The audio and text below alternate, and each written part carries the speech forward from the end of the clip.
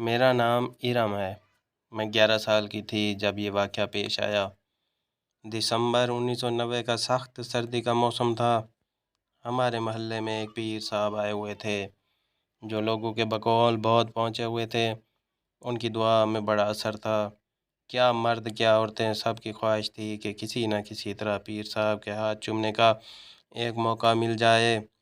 پیر صاحب روزانہ رات کو محلے کے کسی ایک گھر میں قیام کرتے اور وہ گھر والے خود کو خوش قسمت سمجھتے تھے۔ وہاں پر ان کی خوب خدمت سیوا کی جاتی تھی۔ پھر ایک رات ہمارے گھر والوں کو پیر صاحب کی خدمت کا موقع مل گیا۔ میری والدہ خوشی سے پھولے نہیں سما رہی تھیں۔ سارا دن کچن میں کھانے بناتی رہیں۔ شام ہوتے ہی وہ ہمارے گھر پہنچ گئے۔ میری والدہ اور والد نے مزیدار کھانوں سے ان کی تواضع کی اور کچھ نقدی بھی پیش کی، جسے قبول کر کے پیر صاحب نے ہاتھ اٹھا کر لمبی دعا مانگی اور میری بھولی بھالی ماں خوشی سے نہال ہو گئی۔ رات کو ابو ڈیوٹی پر چلے گئے اور پیر صاحب کا بستر بیٹھک میں لگا دیا گیا۔ جب سونے کا وقت آیا تو پیر صاحب نے میری امی سے کہا کہ سونے سے پہلے مجھے ٹانگیں دبوانے کی عادت ہے، ورنہ مجھے نیند نہیں آتی۔ امی نے جھٹ سے مجھے حکم جاری کر دیا کہ ارم بیٹی بابا جی کی ٹانگیں دبا دو، اور خود کمرے سے باہر نکل گئیں۔ اب میرا کوئی بھائی تھا تو نہیں، اس لیے یہ انتہائی اہم فریضہ مجھے سونپ دیا گیا۔ میری امی تو پیر صاحب کی اتنی قدردان تھیں کہ ان کا بس چلتا تو خود یہ کام کرنے لگ جاتیں۔ مجھے ایک تو پہلے ہی پیر صاحب اچھے نہیں لگتے تھے، اوپر سے ان کی ٹانگیں دبانے والا کام میرے گلے میں پڑ گیا۔ چاروں نہ چار میں ان کی چارپائی پر بیٹھ گئی اور ٹانگیں دبانے لگ پڑی۔ تھوڑی دیر بعد پیر صاحب نے میرا ہاتھ پکڑا اور کہنے لگے کہ تمہارے ہاتھ ٹھنڈے ہیں، میں گرم کر دیتا ہوں۔ پھر میرے دونوں ہاتھ پکڑ کر دبانے لگ پڑے۔ مجھے بہت الجھن محسوس ہونے لگی، لیکن ایک تو وہ بڑے ہر دل عزیز تھے، دوسرا میں ناسمجھ بچی تھی، اس لیے خاموشی سے ان کے بستر پر بیٹھی رہی کہ وہ ناراض نہ ہو جائیں۔ پھر ان کی دست درازیاں بڑھتی چلی گئیں، میں خاموشی سے بیٹھی رہ گئی۔ کوئی 1 گھنٹہ وہ میرے جسم کے ساتھ چھیڑ چھاڑ کرتے رہے۔ جب ان کا دل بھر گیا تو وہ مجھے کہنے لگا کہ اب جا کر سو جاؤ، باقی کل رات دبانا۔ یہ سن کر میں پریشان ہو گئی کہ یہ سب کچھ کل بھی کرنا پڑے گا۔ میں خاموشی سے جا کر بستر پر لیٹ گئی۔ میرے دل میں اس پیر صاحب کے لیے شدید نفرت بھر گئی تھی۔ مجھے اس شخص کا اصلی چہرہ پتہ چل گیا تھا جس کو سب سر آنکھوں پر بٹھاتے تھے، لیکن میں چاہ کر بھی کچھ نہیں کر سکتی تھی۔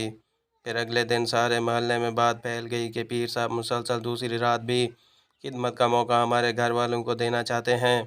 میں سمجھ گئی تھی کہ پیر صاحب کی نظر مجھ پر ہے۔ اس رات بھی حسب توقع پیر صاحب کی ٹانگیں دبانے کی ذمہ داری میری تھی۔ اصل میں میری ماں مجھے بچی سمجھتی تھی، لیکن پیر کے لبادے میں چھپا وہ شخص مجھے جوان ہوتی لڑکی سمجھتا تھا۔ اس رات پہلے تو وہ دیر تک مجھ سے ٹانگیں دبواتا رہا۔ جب اس نے دیکھا کہ میری ماں سو گئی ہے تو مجھے کہنے لگا کہ تم بہت تھک گئی ہو، تھوڑی دیر یہاں بستر پر لیٹ جاؤ، میں تمہاری ٹانگیں دباتا ہوں۔ میں نے انکار میں سر ہلا دیا، لیکن وہ کہاں ماننے والا تھا۔ مجھے کھینچ کر اپنے بستر پر ڈال لیا اور میرے جسم کو چھونے لگا۔ میں سمجھ گئی کہ کل تو بچ گئی تھی، آج بچنا مشکل ہے۔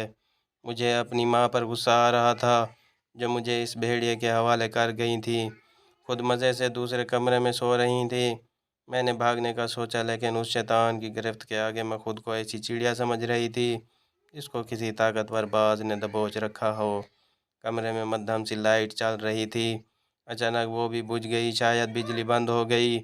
میں بے بس ہو کر اپنی بربادی کا تماشا دیکھنے لگی۔ اب وہ جیلی پیر بستر سے اٹھ کر بیٹھا ہوا تھا اور میں قسمت کی ماری خوف سے آنکھیں بند کیے لیٹی ہوئی تھی۔ اچانک ایک زوردار آواز آئی اور ساتھ ہی مجھ سے پیر صاحب کی گرفت ڈھیلی پڑ گئی۔ اس کے بعد کمرہ روشنی سے بھر گیا۔ میں نے آنکھیں کھول کر دیکھا تو میری ماں ہاتھ میں بڑا سا ڈنڈا پکڑے غضبناک بنی کھڑی تھی۔ پھر دیکھتے ہی دیکھتے میری امی نے پیر صاحب پر ڈنڈوں کی بارش کر دی۔ وہ شیطان اپنے جوتے چھوڑ کر بھاگ کھڑا ہوا۔ اس نے دروازہ کھولا اور رات کے اندھیرے میں فرار ہو گیا۔ اس کے بعد وہ جیلی پیر کبھی ہمارے علاقے میں نظر نہیں آیا۔ میری امی نے مجھے بتایا کہ اس کو شک تو پیر صاحب پر پہلی رات پر ہی ہو گیا تھا، لیکن آج رات میں نے چھپ کر سب کچھ اپنی آنکھوں سے دیکھ لیا۔ میری امی نے خود ہی گھر کی لائٹ بند کی تھی تاکہ پیر صاحب کو ڈنڈا پڑنے سے پہلے سنبھلنے کا موقع نہ مل سکے۔ پھر مجھے گلے سے لگا کر کہنے لگیں کہ میری بیٹی یہ کیسے ممکن ہے؟